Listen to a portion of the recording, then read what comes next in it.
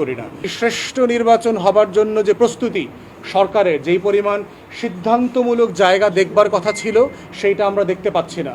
একটা রাষ্ট্র ৬০-৭০ বছর পরেও এসে একটা ভালো নির্বাচন করতে পারে না। এটা রাজনৈতিক দল হিসাবে আমাদের জন্য যেমন লজ্জার, নাগরিক হিসাবে আপনাদের সবার জন্য লজ্জার।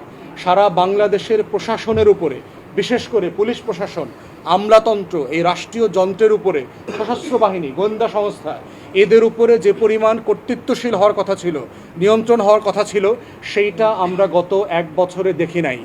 অতএব এই ধরনের সিদ্ধান্তহীন বাস্তবতা রেখে একটা ভালো নির্বাচনের আয়োজন কতটুকু করা সম্ভব সেই ব্যাপারে আমরা শঙ্কিত। আমরা বোধ করছি এখনও ভালো সময় আছে।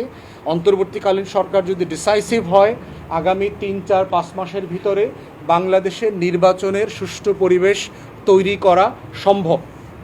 রাজনৈতিক দলগুলো সবাই ওনাদেরকে সাহায্য করছে, আমরা ওনাদের সাথে একসাথে কাজ করছি যে কিভাবে একটা গণতান্ত্রিক মূল্যবোধ রেখে একটা দায়িত্বশীল রাজনীতি করা যায়।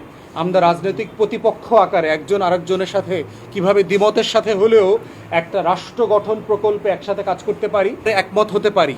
পিআর সিস্টেমের দাবির ব্যাপারে আলোচনা সাপেক্ষে, সেটা আংশিক হোক, ন্যূনতম হোক, সেটা কেন আমি আগামী সংসদের জন্য রেখে যাব? আমি যদি এখনই ২ বারের বেশি প্রধানমন্ত্রী হওয়া যাবে না এই বিষয়ে এখনই বাস্তবায়ন করতে পারি, তাহলে আমি কেন এটা ২০৩১ সাল পর্যন্ত আটকায় রাখবো? তাই আমরা সনদের ব্যাপারে বোধ করছি যেগুলোর ব্যাপারে সবাই একমত, সেগুলো এখনই বাস্তবায়ন শুরু হওয়া দরকার বলে আমরা বোধ করছি। তবে এটাকে কেন্দ্র করে নির্বাচন পেছানোর কোনো দাবি তোলা যাবে বলে আমরা মনে করি না।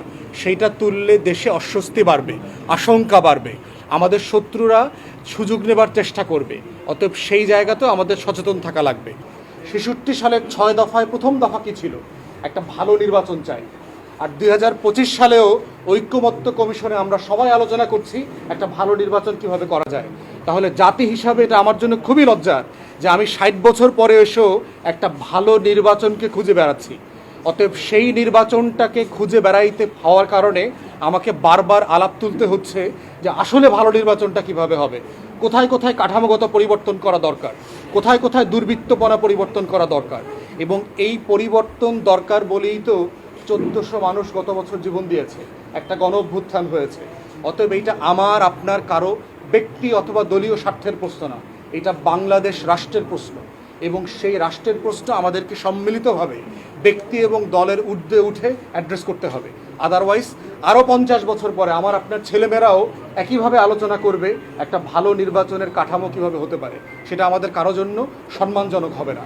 অতএব রাষ্ট্রকে এগিয়ে নেওয়ার জন্য